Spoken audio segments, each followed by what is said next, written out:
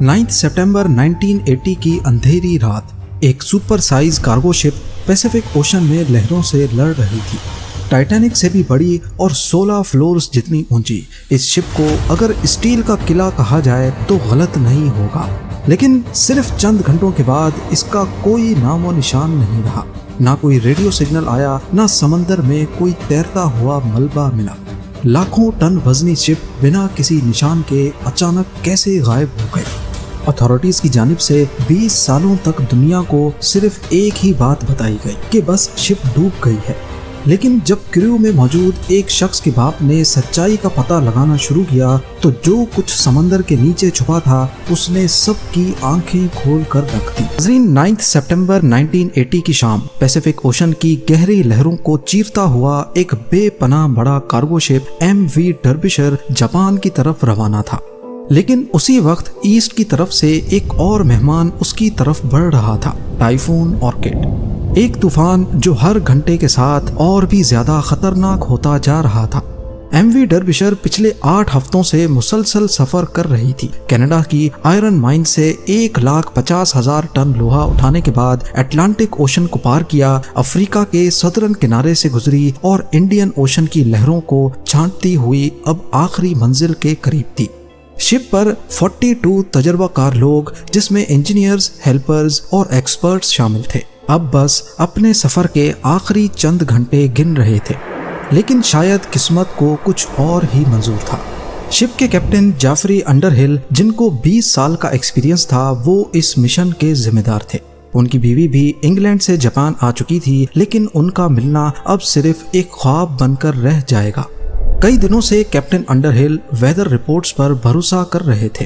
वो अपने कैरियर में ऐसे कई तूफान देख चुके थे। उन्हें यकीन था कि डर्बिशर टाइफून को आसानी से फेस कर सकती है। इस मकाम पर सेफ हार्बर भी काफी दूर था, लिहाजा तूफान से लड़ना ही आखिरी हल था। कैप्टन ने स्पीड कम की और शिप की डायरेक्शन लहरों की तरफ थोड़ी सी घुमा दी। तूफान के दौरान शिप्स आम तौर पर ऐसा ही करती हैं ताकि स्टेबिलिटी बरकरार रहे। साथ ही कैप्टन ने एक इमरजेंसी मैसेज भी सेंड किया, जिसमें उन्होंने हालात के बारे में आगाह किया और शिप की करंट लोकेशन भी भेज दी। पर तूफान का गुस्सा बढ़ता जा रहा था। लहरें 10 मीटर से भी ऊंची हो चुकी थीं, कुछ तो डर्बिशर के बराबर की लंबाई तक जा चुकी थी।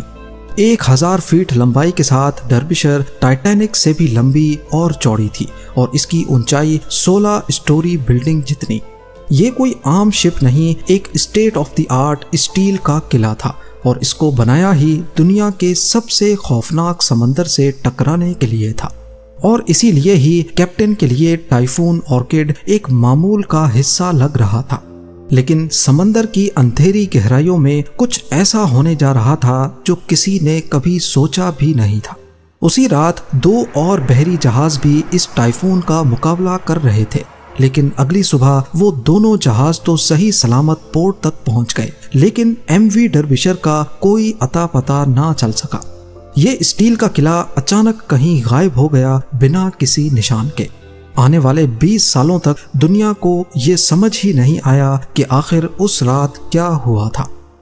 9 सितंबर 1980 की शाम MV डर्बिशर ने आखिरी बार रेडियो मैसेज किया था। उसके बाद ना कोई डिस्ट्रेस कॉल, ना कोई फाइनल मैसेज, और फिर अगले 6 दिनों तक खामोशी का एक भयानक समा। शिप के ओनर्स ने भी उसे मिसिंग रिपोर्ट नहीं किया। शायद उन्हें यकीन था कि बस रेडियो कांटेक्ट टूट गया है और डर्बिशर फिर से समंदर के किनारे कहीं नजर आ जाएगी। लेकिन दिन गुजरते गए पर डर्बिशर की कोई खबर नहीं आई। 15 सितंबर को पहली दफा शिप की गुमशुदगी की फिक्र महसूस की गई। एक इंटरनेशनल सर्च मिशन लॉन्च किया गया। हेलीकॉप्टर्स, एयरप्लेन्स, नेवल शिप्स सब समंदर की छाती पर डर्बिशर के आखिरी कोऑर्डिनेट्स को अच्छी तरह छान मारते हैं, लेकिन इतने बड़े बहरी जहाज का एक टुकड़ा भी कहीं तैरता हुआ ना मिला। 6 दिनों के बाद सर्च ऑपरेशन बंद कर दिया जाता है। अथॉरिटीज ने ये कहकर मामला रफा दफा कर दिया कि बस समंदर ने उसे निगल लिया, और ये नतीजा फौरन बिना किसी इन्वेस्टिगेशन के निकाल लिया गया। जिस तेजी से सर्च ऑपरेशन और इन्वेस्टिगेशन खत्म हुई, उसी तेजी से न्यूज कवरेज भी। एमवी डर्बिशर के क्रू की फैमिलीज ने कई रिक्वेस्ट भेजी, लेकिन उन्हें सिर्फ इतना बताया गया कि इन्वेस्टिगेशन करने जैसा कुछ है ही नहीं। मरने वालों के खानदान से ये बात हजम ना हुई। उनको ऐसा लग रहा था जैसे कोई बात जानबूझकर छुपाई जा रही हो। एमवी डर्बिशर एक स्टील का आलमगीर जायंट ब्रिटेन के मशहूर स्वान हंटर शिपयार्ड में सिर्फ 4 साल पहले बनाया गया था। एक ऐसी शिप जो 1.5 लाख टन से ज्यादा माल ले जा सकती थी और जो 20 साल पहले तक की शिप से 4 गुना ज्यादा लोड उठा सकती थी। लेकिन इस दफा बात सिर्फ साइज की ही नहीं थी, डिजाइन भी नया था और डर्बिशर एक OBO कैरियर थी। ये नए जमाने की एक ऐसी शिप थी जो एक साइड से ऑयल जबकि दूसरी साइड पे आयरन ओर भर के ले जा सकती थी। इसका सबसे बड़ा फायदा शिपिंग कॉस्ट को कम करना था और इसी वजह से ये कभी भी खाली लौट कर नहीं जाती थी। अगर ऑयल छोड़ा तो वापस आयरन ओर ले जाती थी, यानी शिप हमेशा चलती रहेगी और कंपनी को फायदा देती रहेगी। ट्रेडिशनल शिप्स के मुकाबले में एमवी डर्बिशर 30% तक ज्यादा रेवेन्यू बना सकती थी। इसका शुमार ब्रिज क्लास की शिप्स में होता था और उस वक्त ऐसी सिर्फ 6 ही शिप्स पूरी दुनिया में अवेलेबल थी। इसे ब्रिटेन के स्वान हंटर नामी शिपयार्ड ने बनाया था। उस वक्त इस कंपनी को काफी चैलेंजेस का सामना करना पड़ रहा था, क्योंकि उनका मुकाबला था जापान और साउथ कोरियन शिपयार्ड से, जो वही शिप्स ज्यादा सस्ती और ज्यादा जल्दी बना रहे थे। स्वान हंटर, जो कभी दुनिया की शिप बिल्डिंग इंडस्ट्री का बेताज बादशाह हुआ करता था, अब जापानीज और साउथ कोरियन कंपनीज की वजह से काफी दबाव का शिकार था। उन्होंने कॉस्ट कटिंग करना शुरू की और शायद यहीं पर छुपा था एमवी डर्बिशर के डूबने का राज। इस हादसे के बाद कई घरों में अंधेरा छा गया, लेकिन एक शख्स ऐसा था जिसके लिए ये सिर्फ एक नुकसान नहीं, एक मिशन बन गया। पीटर रिडयार्ड अपने जवान बेटे को डर्बिशर में खो बैठा था, लेकिन पीटर सिर्फ एक बाप ही नहीं बल्कि एक एक्सपीरियंस्ड शिप सर्वेयर था, जिसने अपनी जिंदगी समंदर और शिप्स का तज्जिया करने में गुजारी थी। जब पीटर खुद मैदान में उतरा तो उसने एक हैरान कर देने वाली हकीकत का पर्दाफाश कर दिया। 1982 में डर्बिशर के गायब होने के सिर्फ 18 महीनों के बाद टाइन ब्रिज नामी एक और ब्रिज क्लास शिप नॉर्थ सी के तूफानों से लड़ रही थी और अचानक शिप के सुपर स्ट्रक्चर के आगे स्टील में दरार पड़ने लगी। कैप्टन ने फौरन एवैक्यूएशन का हुक्म दिया और क्रू को एयरलिफ्ट करके बचा लिया गया। इस हादसे में शिप को बचा लेना किसी मौजज़े जैसा ही था, क्योंकि शायद कुदरत भी इस बार सच्चाई दिखाना चाहती थी। जब पीटर ने उस शिप का ठीक से मुआयना किया तो पता चला कि शिप के फ्रंट साइड के एक हिस्से पर क्रैक्स पड़ चुके थे।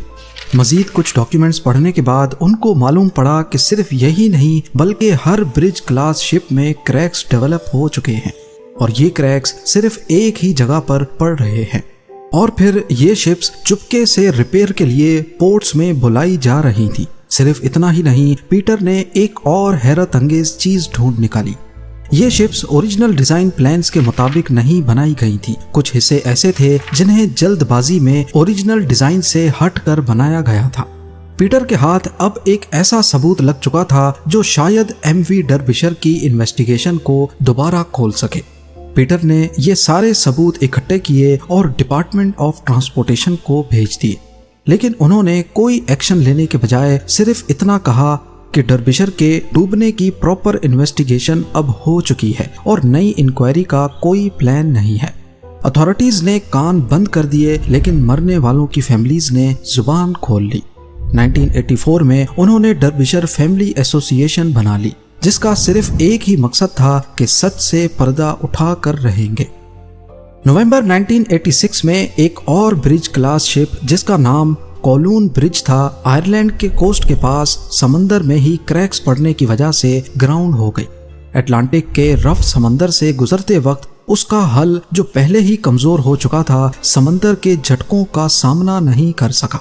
कोलून ब्रिज 6 में से आखिरी ब्रिज क्लास शिप थी जिसमें वो खास रिपेयर वर्क नहीं हुआ था जो पीटर ने दूसरी शिप्स में ढूंढा था। लेकिन अब की बार ब्रिटिश गवर्नमेंट चुप नहीं बैठी और दोबारा से एक नई इन्वेस्टिगेशन खोलने का इरादा किया। पीटर और दूसरी फैमिलीज को उम्मीद की एक किरण दिखाई दी। अगले 6 महीनों तक मुख्तलिफ एक्सपर्ट्स ने इस इन्वेस्टिगेशन में अपनी अपनी राय दी। किसी ने डिजाइन पर दोष दिया तो किसी ने समंदर को। लेकिन इस इन्वेस्टिगेशन में पीटर के तमाम एविडेंस पर कोई ध्यान नहीं दिया गया। उसके सबूत जो डायरेक्टली स्ट्रक्चरल फेलियर की तरफ इशारा करते थे, उनको बड़ी चालाकी से दबा दिया गया। इन्वेस्टिगेशन रिपोर्ट में बताया गया कि MV डर्बिशर और ब्रिज क्लास की शिप्स में कोई स्ट्रक्चरल फेलियर के सबूत नहीं मिले। डर्बिशर बस एक और शिप थी जो समंदर की लहरों का शिकार बन गई। फैमिलीज जो पिछले कई सालों से ये लड़ाई लड़ रही थीं, उनके लिए ये रिपोर्ट किसी तमाचे से कम नहीं थी। दूसरी इन्वेस्टिगेशन के बाद अब फैमिलीज का हौसला टूट रहा था। उनका सिर्फ यही कहना था कि डर्बिशर का राज समंदर नहीं बल्कि सिस्टम में छुपा है। लेकिन उन फैमिलीज ने कभी हिम्मत नहीं हारी। 1994 में इंटरनेशनल ट्रांसपोर्ट वर्कर्स फेडरेशन के साथ मिलकर एक प्राइवेट इन्वेस्टिगेशन टीम बनाई गई। सब ने मिलकर इस मिशन का खर्चा बर्दाश्त किया और MV डर्बिशर को 14 सालों के बाद समंदर में तलाश करने का प्लान बनाया गया। हैरत अंगेज तौर पे सिर्फ 23 घंटों के अंदर अंदर सतह समंदर से 4 किलोमीटर नीचे डर्बिशर को वन पीस में ढूंढ लिया गया। ये वाकई एक बहुत बड़ी कामयाबी थी, लेकिन इस गुत्थी को सुलझाने के लिए समंदर के अंदर शिप के एक एक हिस्से की फोटो ली गई और अगले 6 सालों तक इन्वेस्टिगेशन चलती रही। 6 सालों बाद इन्वेस्टिगेशन रिपोर्ट में सारी हकीकत खुलकर सामने आ गई। मालूम पड़ा कि शिप के सबसे आगे एक स्टोर बना होता है जिसे बोसन स्टोर कहते हैं। इस स्टोर में डेक मेंटेनेंस का इम्पोर्टेंट सामान रखा होता है, जैसे रस्सियां, टूल्स, चेन वगैरह। उस रात तूफान में जब MV डर्बिशर लहरों में झूल रही थी तो बोसून स्टोर का दरवाजा, जो ओरिजिनल डिजाइन की तरह बनाया नहीं गया था, अचानक टूट गया और उसमें पानी भरने लगा। हजारों गैलन पानी बोसून स्टोर में भरने की वजह से शिप का अगला हिस्सा भारी हो गया और बो मजीद पानी के अंदर चला गया। अब लहरें और ज्यादा हाइट से टकरा रही थी, जिसकी वजह से वेंटिलेटर टूटे और पानी मशीनरी रूम में दाखिल हो गया। डर्बिशर का बो और ज्यादा झुक गया और फिर एक बड़ी लहर में टेनिस कोर्ट जितना बड़ा कंटेनर जहां आयरन ओर रखा गया था, उसका हैच कवर भी टूट गया। अब पहले एक कंटेनर में पानी भरा, जिसकी वजह से अगला हिस्सा मजीद नीचे गया और देखते ही देखते सारे कंटेनर्स एक एक करके पानी के अंदर चले गए। और फिर डर्बिशर, जो ब्रिटेन की सबसे बड़ी वेसल थी, पैसिफिक ओशन के अंधेरों में डूब गई। जब इन्वेस्टिगेशन रिपोर्ट को शाया किया गया तो मालूम पड़ा कि जिस कंपनी ने ये तमाम ब्रिज क्लास शिप्स बनाई थी, उन सब के बोसून स्टोर के पास क्रैक्स थे और सभी के हैच कवर्स नाजुक और स्टैंडर्ड के हिसाब से नहीं बनाए गए थे। शुरुआत में फैमिलीज का ख्याल था कि शायद शिप में कोई स्ट्रक्चरल फेलियर था, लेकिन इन्वेस्टिगेशन में पता चला कि कोई मेजर डिजाइन फॉल्ट नहीं, बल्कि छोटी छोटी कोताहियों की वजह से एक महान स्टील का किला डूब गया। 1970s के दौरान हर साल कई शिप्स डूब जाती थी। अथॉरिटीज के लिए ये एक नॉर्मल बात और नंबर गेम रह गया था। लेकिन डर्बिशर की फैमिलीज ने अपनी प्राइवेट इन्वेस्टिगेशन करके शिपिंग इंडस्ट्री को एक्सपोज कर दिया। उसके बाद नए शिप डिजाइन्स आए, रूल्स और ज्यादा सख्त हुए और सेफ्टी इंस्पेक्शंस पर ध्यान दिया जाने लगा। उन्होंने सिर्फ एक जहाज नहीं ढूंढा, बल्कि पूरी इंडस्ट्री को बदलने पर मजबूर कर दिया। आज भी शिपिंग इंडस्ट्री के कई रूल्स ऐसे हैं जिन्हें MV डर्बिशर की वजह से बनाया गया था, जो खुद पैसिफिक ओशन में 4 किलोमीटर नीचे ओशन फ्लोर पर खामोशी से पड़ी है। आप लोगों के प्यार भरे कमेंट्स का बेहद शुक्रिया। मिलते हैं अगली शानदार वीडियो में।